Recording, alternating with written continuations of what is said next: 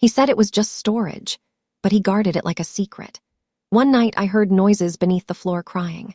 I took his keys while he slept and opened the door. What I found inside changed everything, and I realized my life wasn't safe anymore. My dear listeners, before we step into this story, let me ask you something simple. If real-life stories and the fight for truth matter to you, please subscribe, like the video, and tell me in the comments, from which city are you listening? I read every comment, and it's incredible to see this little family growing across cities and countries. All right, settle in. Your story begins now. Let me take you back to when I should have seen the signs, when I should have known something was deeply, terribly wrong with the man I married. My name is Simone, 31 years old, deep brown skin with natural hair I kept in protective styles, usually braids or twists. I worked as a dental hygienist at a practice in Detroit, making $58,000 a year. Good job, good benefits, work I actually enjoyed. I lived in a house in the Rosedale Park neighborhood with my husband, Travis, $1,850 mortgage every month. We'd been married for 2 years, together for 4. Or at least, I thought I knew him for 4 years. Travis was 34, dark-skinned, worked as an electrician, made about $72,000 annually. Tall, muscular from all the physical work, had this deep laugh that used to make me feel safe. We met at a Pistons game. My friend had an extra ticket, his friend did too. We ended up sitting near each other. Started talking during halftime, exchanged numbers, went on our first date 3 days later to Sweet Potato Sensations, $67.43 for both of us. He seemed perfect. Attentive, romantic, always remembering little things I mentioned. Proposed after 2 years at Belle Isle, got down on one knee by the fountain at sunset, $4,200 ring that I loved. We got married at the Historical Museum, small ceremony, $9,800 total including the reception at a restaurant in Greektown. We bought the house 6 months after the wedding. It was a foreclosure, needed work, but had good bones, 3 bedrooms, 2 bathrooms, finished attic, and a basement. The basement was unfinished, just concrete floors and exposed beams, but Travis said he'd fix it up eventually, make it a nice rec room or home gym. Everything was normal for the first year and a half. We both worked, came home, cooked dinner together, watched TV, made love, talked about our future. Normal married life. Happy married life. But in March of last year, things started changing. Travis began spending a lot of time in the basement. It started on a Saturday, March 11th. I remember because it was my birthday. I woke up at 9:23 a.m., came downstairs in my pink robe and slippers expecting to find Travis making breakfast like he always did on weekends. Instead, the kitchen was empty. Coffee maker was cold. "Travis!" I called out. No answer. I walked through the living room, checked the bathroom, went to the back door. His truck was still in the driveway. He was home somewhere. Then I heard it, power tools from below, coming from the basement. I opened the basement door, started down the wooden steps. "Baby, what are you doing down here?" The noise stopped immediately. Travis appeared at the bottom of the stairs, blocking my view. He wore jeans and a gray t-shirt, had sweat on his forehead, looked startled. "Hey, happy birthday, baby. I was just working on a surprise." "What kind of surprise?" "Can't tell you yet. Go back upstairs, I'll be up in a few minutes." "Travis, it's my birthday. Come have breakfast with me." "I will, I promise. Just give me 10 more minutes." I went back upstairs, feeling a little hurt but trying not to show it. He came up 17 minutes later, kissed my cheek, made French toast and bacon, $18.76 in groceries from Major yesterday. We ate together, opened the presents he'd gotten me, a new Coach purse, $385, and a spa day gift certificate, $250. "What were you doing in the basement?" I asked while we ate. "Just starting on that rec room I've been talking about. Want to surprise you with it." "You don't have to keep it a secret. I can help." "Nah, let me do this. I want it to be special." Over the next 2 weeks, Travis spent hours in the basement every single day. He'd come home from work at 5:30 p.m., eat dinner with me, then disappear downstairs from 7:00 p.m. until sometimes midnight. On weekends, he'd be down there from morning until evening. "Baby, when can I see what you're working on?" I asked on March 25th. We were in bed 11:47 p.m., both in our pajamas. He'd just come upstairs, smelled like sawdust and paint. "Soon, few more weeks." What are you building down there? It's taking so long. Just want it to be perfect. Trust me, it'll be worth the wait. But something in his tone felt off. Defensive, like he was hiding something.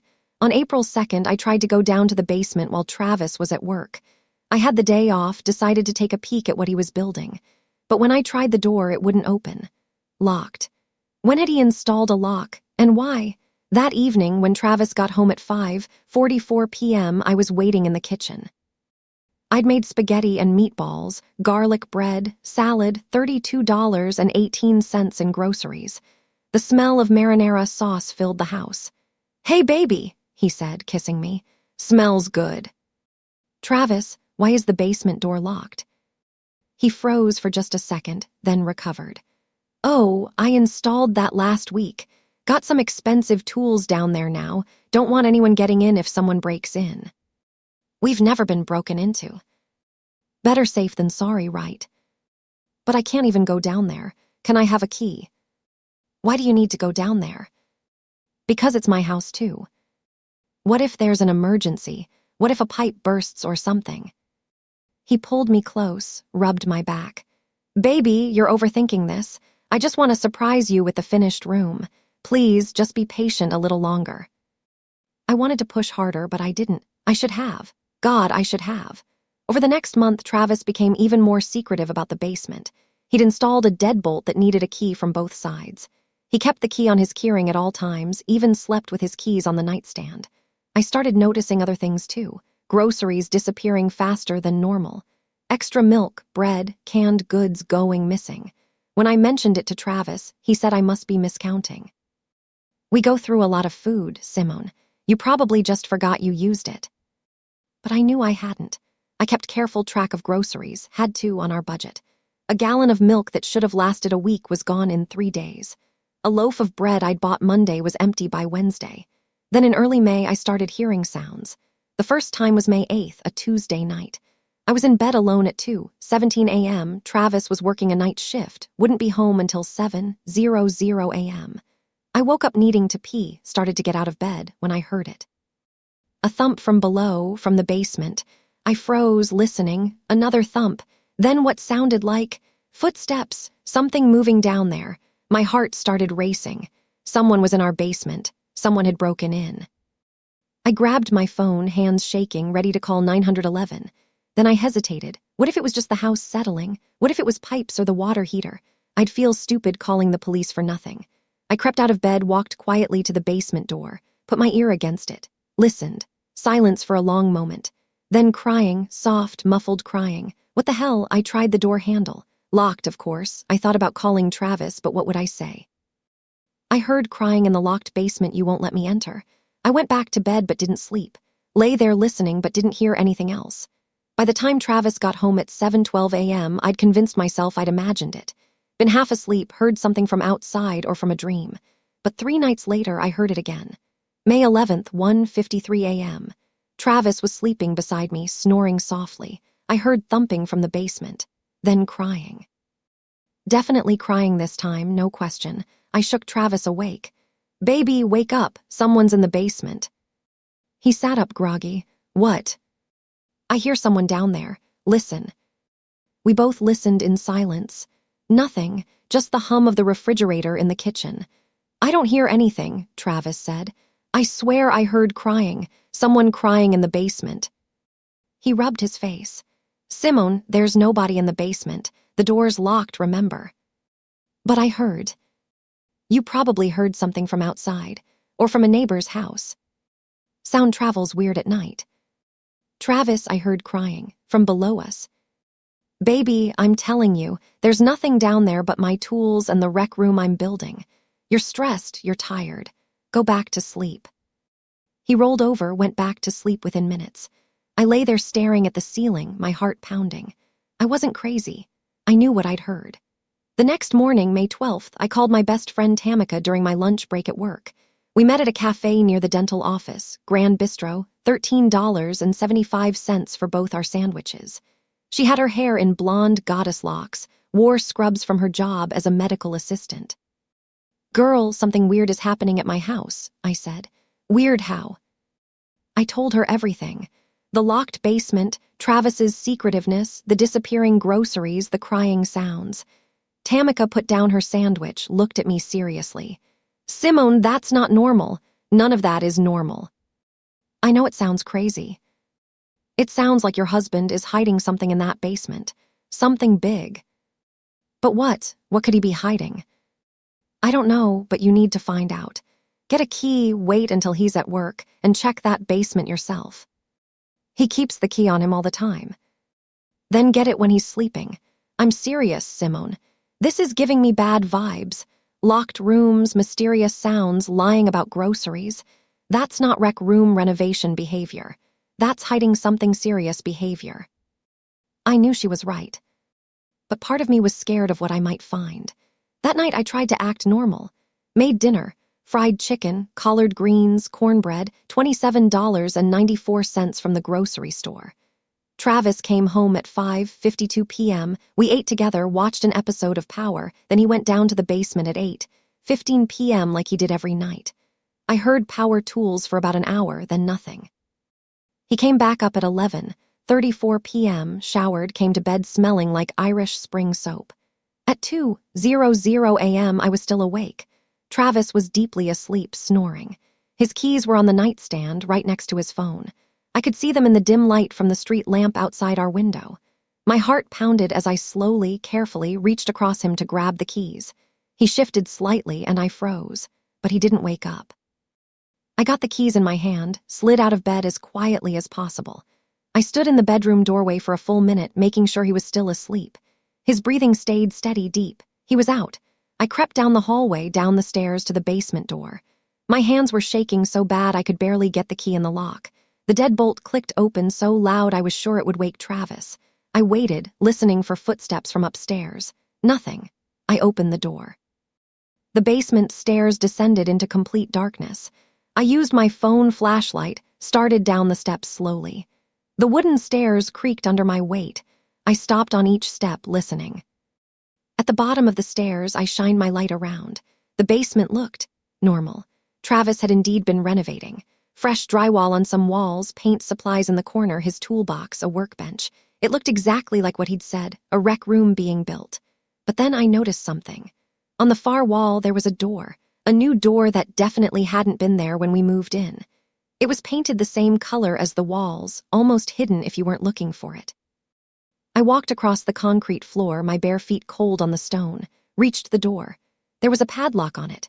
A brand new master lock, $18.99. I'd seen the same ones at Home Depot. I tried the keys on Travis's keyring. The third key fit. The padlock clicked open. My mouth went dry. Every instinct screamed at me to stop, to go back upstairs, to not open this door. But I had to know. I had to see what my husband was hiding. I pulled the padlock off, turned the handle, and opened the door. The smell hit me first. Body odor, urine, something sour and wrong. I gagged, covered my nose with my hand. Shined my phone light into the small room. There was a mattress on the floor, a bucket in the corner, empty water bottles, granola bar wrappers. And huddled in the far corner, a blanket wrapped around her shoulders, was a woman. She looked up at me, squinting in the phone light. She was young, maybe early 20s, with dark skin and matted hair, bruises on her arms, wearing dirty sweatpants and a t-shirt. Her eyes were wide with fear. "Please," she whispered, "please help me." I couldn't breathe, couldn't think. My husband had a woman locked in our basement, locked in a hidden room. How long had she been here? Who are you?" I managed to ask. "My name is Destiny. Please, you have to help me. He's going to kill me." "How long have you been down here?" "I don't know, weeks, maybe months. Please, I need to get out, I need." Footsteps on the stairs. "Simone." Travis's voice. He was awake. He was coming down. I turned, saw his silhouette at the top of the stairs. He started down slowly. When he reached the bottom and saw me standing at the open, hidden door, his face went cold. "What are you doing down here?" His voice was calm, too calm. "Travis, who is this? Why is there a woman locked in our basement?" "You need to go back upstairs, Simone, right now." "No, I'm not going anywhere until you tell me what the hell is going on. Who is she?" He took a step toward me. "Go upstairs now." I looked at Destiny cowering in the corner, looked at my husband, and I ran. I ran past Travis up the stairs through the house, grabbed my phone, my keys, my purse from the kitchen counter. He was right behind me. "Simone, wait, let me explain." I got to the front door, fumbled with the lock, got it open, ran outside in my pajamas and bare feet, got in my car, my hands shaking so hard I could barely get the key in the ignition. Travis ran out the front door. "Simone, please." "You don't understand." I started the car, backed out of the driveway so fast I almost hit a parked car. Drove down the street going 50 in a 25-mile zone, hands gripping the steering wheel, heart hammering. At the first red light, 2 blocks away, I called 911. 911, what's your emergency?" "My husband, he has a woman locked in our basement. She's being held against her will. Please, you have to help her." "Ma'am, what's the address?" I gave them our address. "Please hurry, he's still there, I don't know what he'll do." "Officers are on their way. Are you safe right now?" "I'm in my car. I left the house." "Good, stay on the line with me." I drove to a gas station 3 blocks away, a Marathon on Grand River, parking lot lit up bright. Sat there with my doors locked, on the phone with the 911 operator, watching the clock. 4 minutes, 6 minutes, 8 minutes. At 11 minutes, I saw police cars flying past with sirens blaring, heading toward my house. "Officers are at the scene now," the operator said. "They're going to need to talk to you. Can you safely return to give a statement?" Yes, I can come back." I drove back to my house at 3:17 a.m. There were 4 police cars, lights flashing blue and red, lighting up the whole block. Neighbors were coming out onto their porches. An ambulance was pulling up. I parked down the street, walked toward the house on shaking legs. An officer stopped me at the edge of my driveway, Officer Martinez, a Latino man in his 40s with kind eyes. "Ma'am, are you the homeowner who called?" "Yes, Simone Hayes, this is my house, that's my husband." I pointed to where I could see Travis sitting on the front steps in handcuffs, 2 officers standing over him. "We found the woman in the basement. Paramedics are with her now. Can you tell me what happened?" I told him everything. The locked basement, the sounds, stealing the keys, finding the hidden room, finding Destiny.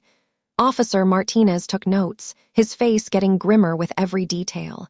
"How long have you been married?" 2 years, together 4 years total." "And you had no knowledge of this woman being held in your home?" "No, I swear, I had no idea. He told me he was building a rec room. I heard sounds a few times, but he convinced me I was imagining things." Another officer came over, Detective Williams, a black woman in her late 30s wearing plain clothes with a badge on her belt. "Mrs. Hayes, I'm going to need you to come down to the station and give a full statement. Your husband is being arrested for kidnapping, false imprisonment, and assault. The victim says she's been held for approximately 6 weeks." 6 weeks. Travis had been holding this woman prisoner for 6 weeks while I lived upstairs completely unaware. They brought Destiny out on a stretcher at 3:41 a.m. She was wrapped in a blanket, paramedics on either side. She looked so small, so broken. Our eyes met for just a second as they loaded her into the ambulance, and I saw the same question I was asking myself. How did this happen? I rode to the police station in a squad car. Gave my statement to Detective Williams and another detective, Detective Brown, for 2 hours. They recorded everything, took photos of my phone showing the time I'd called 911, asked me the same questions 10 different ways. "Did you suspect your husband of any criminal activity before tonight?" "No, never. He's an electrician. He goes to work, comes home, watches TV. He's normal." "Has he ever been violent toward you?" "No. He's never even raised his voice at me." "Has he mentioned this victim at all? Destiny Robinson?" "No, I've never heard that name until tonight." At 6:23 a.m., they finally let me leave. Tamika came to pick me up. I'd called her at 5 a.m. crying, told her everything. "Oh my God, Simone," she said when I got in her car. She was in sweatpants and a bonnet, had rushed over without even doing her hair. "Oh my God. I can't go back to that house. I can't." "You're staying with me, for as long as you need." Over the next 48 hours, the full story came out. Destiny Robinson was 23 years old, worked at a Target in Novi, lived with her mother. She'd been walking to her car after a late shift on March 24th when someone grabbed her from behind, put a cloth over her face, and she woke up in my basement. That someone was Travis. He'd been stalking her for weeks before the abduction, had followed her to work, home, learned her schedule. The detectives found photos of her on his phone, taken from a distance. Found searches on his computer about chloroform, about soundproofing rooms, about how long someone can survive with minimal food and water. He'd been planning this for months. The rec room he was building, that was the soundproofed hidden room where he kept her. He'd spent weeks constructing it, making sure no sound could escape, making sure it was hidden from view. And he'd done it all while I slept upstairs, while I made him dinner, while I kissed him goodnight. Detective Williams called me on May 14th with updates. Travis has been charged with kidnapping, false imprisonment, criminal sexual conduct, and assault. He's being held without bond. The prosecutor is confident we have a strong case. Did he? I couldn't even say it. He sexually assaulted her multiple times. I'm sorry. I know this is difficult to hear. I hung up and vomited. Sat on Tamika's bathroom floor and threw up until there was nothing left in my stomach. How had I married a monster? How had I shared a bed with someone capable of this? How had I not seen it? The media picked up the story on May 15th. Detroit electrician arrested for holding woman in hidden basement room. My face was in the news, my name plastered everywhere. Reporters camped outside Tamika's apartment building. Called my job, called my family, tried to get interviews. I called in sick to work for 2 weeks. Couldn't function, couldn't eat, couldn't sleep. Every time I closed my eyes, I saw Destiny's face in that basement room. I filed for divorce on May 20th. Hired a lawyer, Sandra Mitchell, cost me $3,500 retainer. She was a black woman in her 50s who specialized in cases involving domestic violence and criminal spouses. This is going to be complicated, she told me in her office on May 22nd. You're not responsible for his crimes, but you'll need to be prepared for scrutiny. People will question what you knew and when you knew it. I didn't know anything, I swear. I believe you, but others will be skeptical. We need to be prepared for that. The house had to be searched top to bottom as part of the criminal investigation. Forensic teams took apart that basement, collected evidence, photographed everything. I couldn't go back there. Couldn't even think about sleeping in that house again knowing what had happened beneath me. I put the house up for sale on June 1st. Listed it for $185,000. We owed $163,000 on the mortgage. It sat on the market for 3 weeks with no offers. Who wants to buy a house where someone was held captive? Finally got an offer for $170,000. Accepted it even though it meant I'd barely break even after closing costs and realtor fees. Just wanted it gone, wanted any connection to Travis gone. In July, Destiny's family reached out through their lawyer. They wanted to meet me. I agreed, met them at a coffee shop in Farmington Hills on July 18th at 2 p.m. Destiny's mother Brenda was there, her father Marcus, her little sister Tasha. They all had the same eyes as Destiny, dark brown, expressive, now filled with pain. Thank you for meeting us, Brenda said. We sat at a corner table, untouched coffee cups in front of us. We wanted to tell you that we don't blame you for what happened to our daughter. I started crying immediately. I'm so sorry. I'm so sorry I didn't figure it out sooner. If I'd just checked the basement earlier, if I'd pushed harder. You didn't know, Marcus said gently. He fooled you just like he fooled everyone else. You're a victim too. But she was in my house, under my feet, while I just went about my life. And when you found out, you called for help immediately, Brenda said. You saved her. If you hadn't found her that night, who knows what would have happened. We talked for over an hour. They told me about Destiny, how she loved art, wanted to be a teacher, had a boyfriend named Marcus, was just starting to build her life. How she's in therapy now, staying with family in Florida to heal away from Michigan. Will she be okay? I asked. With time, Brenda said. It's going to take a long time, but she's strong. She'll survive this. The trial was set for October. Travis's lawyer tried to negotiate a plea deal, 25 years in exchange for a guilty plea. The prosecutor refused. They wanted life without parole. This was a premeditated kidnapping with sexual assault, Assistant Prosecutor Jennifer Cole told me when we met in August. He built a hidden room in his home specifically to hold this woman captive. He stalked her for weeks. This wasn't a crime of passion or impulse. This was calculated, planned, and executed. We're going for the maximum sentence. The trial started October 3rd. I had to testify on October 5th. Walked into that courtroom at 9:00 a.m. wearing a black dress and heels, hands shaking, feeling like everyone was staring at me.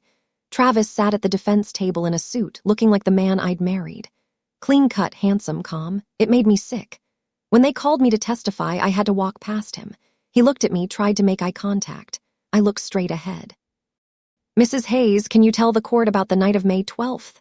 Jennifer Cole asked. I told them everything.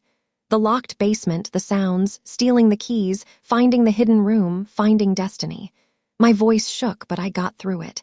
Did you have any knowledge that your husband was holding Ms. Robinson captive? No, none. I thought he was renovating the basement. When you found Ms. Robinson, what did you do? I ran. I called 911. I knew I had to get help for her. Travis's lawyer, a white man named Richard Hoffman, tried to suggest I'd known something during cross-examination. Mrs. Hayes, you heard sounds from the basement on multiple occasions, correct? Yes. And you didn't investigate. My husband told me it was house sounds. I believed him. Even when you heard what you described as crying. I thought I was wrong. He convinced me I was imagining things. Isn't it true that you suspected something was wrong and chose not to look into it? No, that's not true if I'd known. But you heard sounds, you noticed strange things, and you didn't call the police until the night you found Ms. Robinson. I felt tears streaming down my face. I didn't know. I would never have let that happen if I'd known. Destiny testified on October 6th. I sat in the courtroom and listened to her describe everything Travis had done to her. How he'd grabbed her in the parking lot, how she woke up in the dark room, how he'd come down every day, brought her minimal food and water, assaulted her repeatedly, how she'd screamed and cried and begged, but no one heard her because the room was soundproofed. Did you think you were going to die? The prosecutor asked. Yes, Destiny said, her voice steady but her hands shaking. Every single day, I thought he was going to kill me. The jury deliberated for 4 hours, came back with guilty verdicts on all counts: kidnapping, false imprisonment, multiple counts of criminal sexual conduct, assault. Sentencing was set for November 8th. The judge gave Travis life in prison without the possibility of parole. Mr. Hayes, you perpetrated one of the most heinous crimes this court has seen, Judge Patricia Monroe said. You stalked an innocent young woman, kidnapped her, held her captive in deplorable conditions, and repeatedly assaulted her. You showed no remorse, no humanity. You will spend the rest of your life in prison, and that is what you deserve. Travis showed no emotion as they led him away in handcuffs. I felt nothing watching him go. The man I'd loved was gone, or maybe he'd never existed at all. After the sentencing, I went to therapy. Dr. Lisa Washington, a black woman in her 40s who specialized in trauma, her office in Southfield, $125 per session with my insurance. You're going to blame yourself, she said in our first session on November 15th. You're going to think you should have known, should have seen signs. But predators are good at hiding who they are. That's how they operate. But I lived with him. I slept next to him. How could I not know? Because he didn't want you to know. He compartmentalized his life. The man you knew was one person. The man who committed those crimes was another. And he made sure you never saw that second person. Over months of therapy, I worked on forgiving myself, on accepting that I was a victim too, not in the same way as Destiny, but betrayed, manipulated, used. My home had been turned into a prison without my knowledge. My marriage had been a lie. I moved into a new apartment in Royal Oak in December, $1,200 a month for a one-bedroom. Started over with new furniture, new everything. Sold or threw away anything connected to Travis. Went back to work in January, 8 months after finding Destiny. My coworkers were supportive, but I could see the questions in their eyes. How did you not know? I asked myself that question every single day. In March, 1 year after Travis had abducted Destiny, I got a letter. It was postmarked from Florida, handwritten in neat cursive. Dear Simone, I wanted to write to thank you for saving my life. I know this past year has been hard for you too, and I want you to know that I don't blame you for what happened. You're the reason I'm alive. You're the reason I get to see my family again, to have a future. Thank you for being brave that night. Thank you for calling for help. I'm healing slowly, and I hope you are too. Love, Destiny. I cried reading that letter, kept it in my nightstand, read it whenever I felt overwhelmed with guilt. By summer, 18 months after everything happened, I was in a different place. Still healing, still in therapy, but functioning. Working full-time, spending time with friends and family, slowly rebuilding trust in people. I started dating again in September. Nothing serious, just coffee dates here and there. It was hard. I analyzed every man I met, looked for red flags, couldn't fully trust. Doctor, Washington said that was normal, that trust would come back with time. Today, 2 years after I found Destiny in my basement, I'm still processing everything. I don't think I'll ever fully understand how I married someone capable of such evil, how I missed every sign, every red flag that must have been there. But I've learned some things. I've learned that monsters don't always look like monsters. They look like your husband, your neighbor, your coworker. They hide in plain sight. I've learned to trust my instincts. When something feels wrong, it probably is. Don't let anyone convince you you're crazy or paranoid. I've learned that you're not responsible for other people's crimes, even if those crimes happen in your house, in your life, right under your nose. And I've learned that healing is possible, even from something this devastating. It's slow, it's painful, but it's possible. Destiny is thriving now, I hear. Back in Michigan, enrolled in college, working toward her teaching degree. She has a restraining order and changes her number regularly, but she's living her life. And I'm living mine. Not the life I planned, not the future I imagined, but a life that's honest, that's safe, that's mine. Travis will die in prison. He'll never hurt anyone else. And that's the only justice we'll get.